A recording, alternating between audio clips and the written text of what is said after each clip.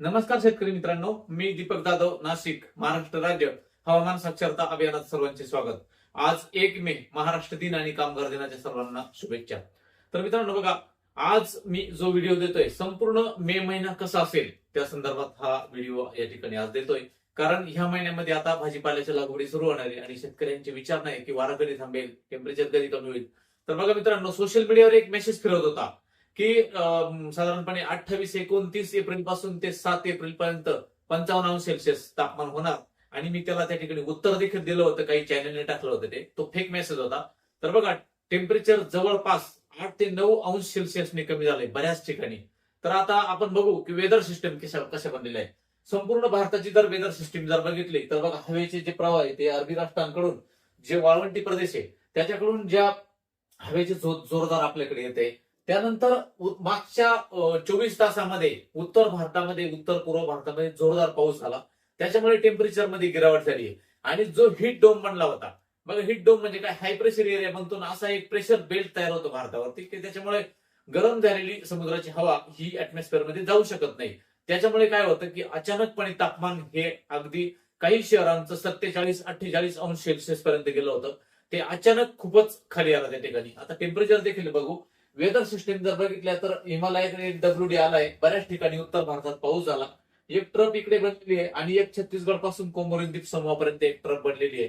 तर ह्या हाय system trough का बनते, तर त्या ठिकाणी लो प्रेशर एरिया असतो आणि दोन्ही समुद्रातून हवेचे जोड क्षेत्र बनते. त्या ठिकाणी पावसाच्या शक्यता या पुढच्या काळात या बनत असतात. म्हणून ह्या ठिकाणी ही महाराष्ट्राच्या ह्या बाजूला येते. तर आता मे महिन्याचा अंदाज बघू, परंतु टेम्परेचर बघा, तसं बघितलं तर हा ग्राफ तुम्ही जर बघितला तर भारतामध्ये मागील 24 तासामध्ये बघा, महाराष्ट्रामध्ये -13, -12, -10, काही ठिकाणी कमी, अधिक प्रमाण इतकं टेम्परेचर कमी झालं. जे 48 अंश सेल्सिअस ज्या ठिकाणी टेम्परेचर गेलं होतं तर ते टेम्परेचर 38 अंश सेल्सिअस पर्यंत आलं. उत्तर महाराष्ट्रामध्ये नाशिक, धुळे, जळगाव, नंदुरबार या भागामध्ये टेम्परेचर हे 44 पर्यंत गेलं होतं, ते आज 37 होतं. आणि जो काही विदर्भाचा भाग आहे त्याच्यामध्ये टेम्परेचर हे -3 म्हणजे काही ठिकाणचं कमी कमी अधिक प्रमाणात झालंय. परंतु मोठ्या प्रमाणात अशी पहिल्यांदाच वेळ आहे की अचानकपणे 8-9 अंश सेल्सिअसने तापमान आपल्याकडे कमी झालेलं आहे. आज नाशिकमध्ये टेम्परेचर हे साधारणपणे 37 ते 38 अंश सेल्सिअस मध्य भागात होतं. आणि इतर राज्याच्या इतर भागात देखील टेम्परेचर हे मिनिमम 38, 39, 40 पर्यंत होतं. अगदी विदर्भाच्या चंद्रपूर भागातच टेम्परेचर त्या ठिकाणी होतं. तुम्ही बघा, भारतातल्या ज्या काही मेजर सिटी आहेत त्याच्यामध्ये चंद्रपूर आहे आणि अमरावती किंवा या भागामध्ये 44 पर्यंतच टेम्परेचर होतं, जो खूपच गरम त्या ठिकाणी भाग असतो. आजही हिमालयावर काल परवा बर्फबारी झाली, त्याच्यामुळे टेम्परेचर अचानक गिरलं आणि हीट डोम देखील कमी होऊन गेला.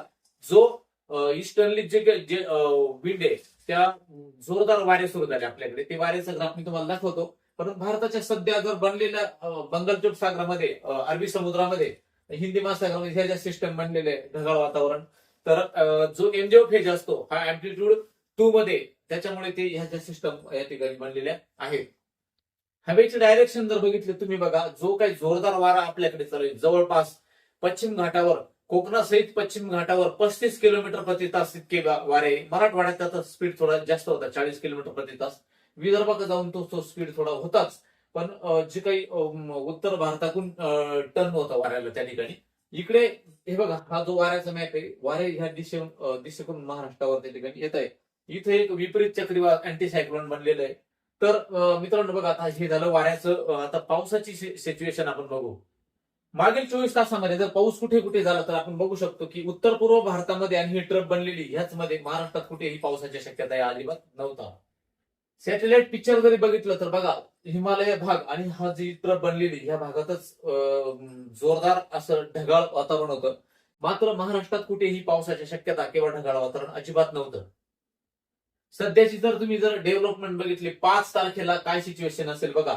उत्तर पूर्व भारतामध्ये, संपूर्ण भारतात पावसाची शक्यता आहे. इकडे मराठवाड्याच्या नागपूरच्या गडचिरोली, गोंदियाच्या भागात 5-6 तारखेला थोडीफार पावसाची शक्यता या दिसतात.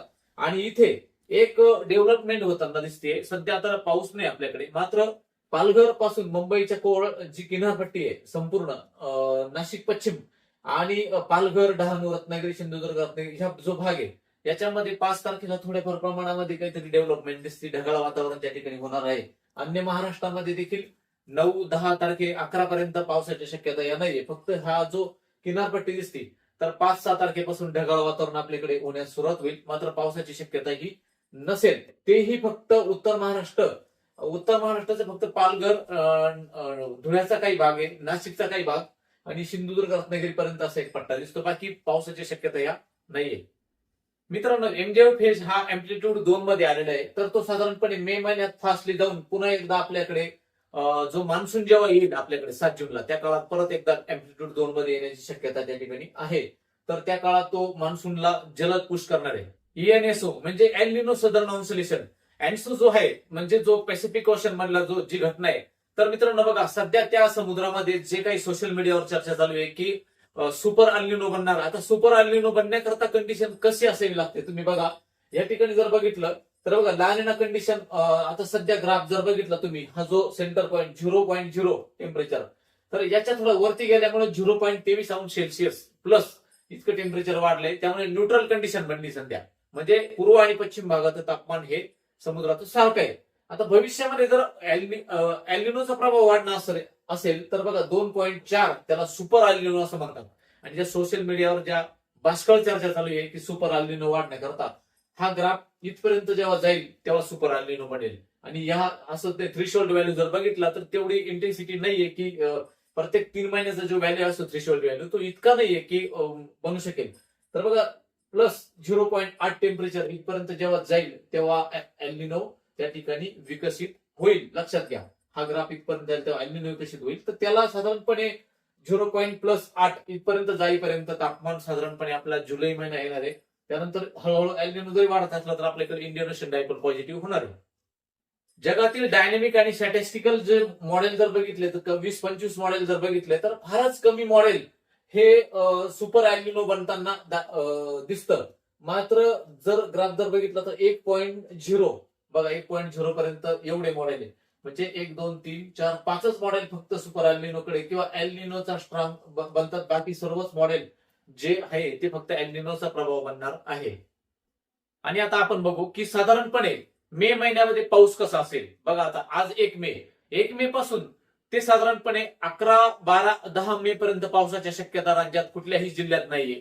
मात्र सिंधुदुर्ग, रत्नागिरी, रायगड, ठाणे, पालघर, नाशिक या भागामध्ये ढगाळ परिस्थिती ही 4, 5, 6 तारखेला तयार होईल. पावसाची शक्यता तिथे कुठलीही दिसत नाही. त्यानंतर मात्र ज्या सिस्टम बनताय याच्या ग्राफच्या माध्यमातून तुम्ही बघून घ्या तर साधारणपणे 6 मे ते 12 मेच्या दरम्यान एक अरबी समुद्रामध्ये एक लो प्रेशर एरिया ह्या खालच्या बाजूला तयार होतो. आणि त्याचा डिप्रेशन आणि सायक्लोन बनू शकतं का, हे मॉडेल फॉरकास्टिंग GFS मॉडेल दाखवतं फक्त. तर साधारण हे ट्रॅक तुम्ही बघून घ्या.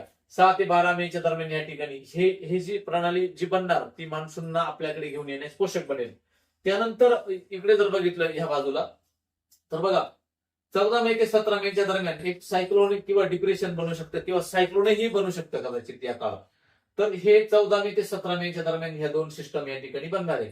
आणि 2 ते 8 मेच्या दरम्यान आणि 13 ते 15 मेच्या दरम्यान ह्या ठिकाणी एक ट्रप बनते. आणि ही ट्रप देखील अशी या बाजूला बनताना त्या ठिकाणी दिसते. आता बघा, साधारणपणे आपल्याकडे जर पावसाची शक्यता जर दिसत असली तर ती 15 मे नंतर पावसाच्या शक्यता, 14-15 नंतर महाराष्ट्रामध्ये वेगवेगळ्या जिल्ह्यामध्ये पावसाच्या शक्यता या आपल्याकडे बनताना दिसतात. तर आता बघा, साधारणपणे मित्रांनो 20 मे च्या दरम्यान साधारणपणे मोठ्या हालचाली ह्या अरबी समुद्राच्या खालच्या भागात दिसत आहे. त्याच्यामुळे मान्सून येण्यास पोषक परिस्थिती ही मे नंतर चांगल्या जबरदस्त ऍक्टिव्हिटीज या समुद्रात बनताना दिसतात. आणि टेम्परेचर हे साधारणपणे आता जर बघितलं तर 1 मे पासून टेम्परेचर हे उत्तर महाराष्ट्रामध्ये 38-39 पर्यंत टेम्परेचर आहे. ते साधारणपणे पुढील 5 तारखेपर्यंत असेच राहण्याची शक्यता आहे. वाऱ्याचा स्पीड देखील 6 तारखेपर्यंत उत्तर महाराष्ट्र, नाशिक, धुळे, नंदुरबार, जळगाव आणि साधारणपणे पुणे, अहिल्यानगर, छत्रपती संभाजीनगर या भागामध्ये वाऱ्याचा स्पीड हा 5 ते 6 तारखेपर्यंत 35 किलोमीटर प्रति तास इतके वेगाने वारे वाहतील. त्यानंतर त्या वाऱ्याचा स्पीड हा 6 तारखेनंतर संपूर्ण राज्यातच कमी होईल. जालन्याच्या भागात देखील तो कमी होईल. त्यानंतर तापमान 8-9 तारखेपर्यंत नंतर थोडे वाढताना दिसते 2-3 अंशाने. कारण वॉटर वेपर ती पावसाच्या सिस्टीम थोड्या जवळ येतात त्या काळात. म्हणून 8-9 तारखेनंतर आपल्याकडे तापमान वाढताना दिसतं. किती तापमान वाढणार ते 40 पर्यंत, पुन्हा एकदा 40-41 पर्यंत जाऊ शकतं उत्तर महाराष्ट्र. आणि मराठवाड्याचे तापमान हे 44-45 पर्यंत पुन्हा एकदा जाईल. टेम्परेचर हे 8 नंतर वाढताना दिसतं. सध्या 38 ते 40 हे सुटेबल असं टेम्परेचर आपल्याकडे राहणार आहे. काळजी नसावी. आणि बघा, ज्या ठिकाणी आता टोमॅटो वगैरे मिरच्याच्या लागवडी सुरू होणार आहे, तर मित्रांनो बेड भरपूर ओला करून घ्या. त्यानंतर जे होल पाडणार आहे ते होल पाडून घ्या. त्यानंतर साईडला देखील त्याच्या बॅक साईडला 2 फुटावर, प्रत्येक 2 फुटावर एक हवे निघण्याकरता, गॅस पास होण्याकरता होल पाडा. नाहीतर जिथे तुम्ही झाड लावले तिथूनच गरम हवा निघते आणि झाड मर्जर होते. जर टेम्परेचर 38-40 असेल तर मात्र आता आपण जे कागदी ग्लासमध्ये पाणी पितो असे ग्लास भेटतात. प्रत्येक झाडाला एक 3-4 हजार खर्च वाढतो, परंतु झाडांची मर्जर जी होती ती अजिबात होत नाही. प्रत्येक झाडाला ग्लास टाका जर टेम्परेचर असेल तर, नाहीतर नुकसान होण्याची शक्यता त्या ठिकाणी असते. मग मिरची असेल की टमाटे असेल ती करावंच लागेल तुम्हाला. आणि प्रत्येक बाजूने देखील एक गॅस पास होण्याकरता होल पाडा. दुसरा म्हणून हा अंदाज सगळ्यांनी लक्षात ठेवा. कारण दुसरं असं, आज जर लागवड करायची म्हटली तर साधारणपणे 8-10 तारखेपासून नंतर लागवड करण्यास थोडस हळूहळू 15 मे नंतर तापमानात मोठी घट होणार आहे. 15 ते 16 मे नंतर थोडस पावसाचा सिस्टम बनला की तेव्हा टेम्परेचर जरी वाढताना दिसतं, परंतु वळीव पाऊस 2-3 झाल्यानंतर टेम्परेचर हे कमी होणार आहे. आता 5 ते 10 तारखेपासून तुम्ही काही लागवडी काही ठिकाणी चालू होणार आहे, तर वाऱ्याचा स्पीड देखील आहे. त्यामुळे अजून तुम्ही 4-5 दिवस लेट केलं तर ते उत्कृष्ट राहील. कारण वाऱ्यामुळे झाड सेट होत नाही आणि पूर्ण त्याची जी आहे सिस्टम ती पूर्ण बिघडून जाते. म्हणून 10 ते 15 तारखेनंतर लागवडी सुरू करू शकता तुम्ही. त्यानंतर मेच्या मागच्या अगदी जो शेवट आहे त्याच्यामध्ये पावसाची ऍक्टिव्हिटी ज्या स्ट्रॉंग बनताना आपल्याकडे दिसतात. आणि मान्सून हा 1, 2, 3 जूनला केरळच्या किनारपट्टीवर येण्याची शक्यता आहे. महाराष्ट्रामध्ये तो 7-8 जूनला येण्याची शक्यता आहे. हा अंदाज सगळ्यांनी लक्षात घ्या. त्यानुसार कामाचं नियोजन करा. धन्यवाद.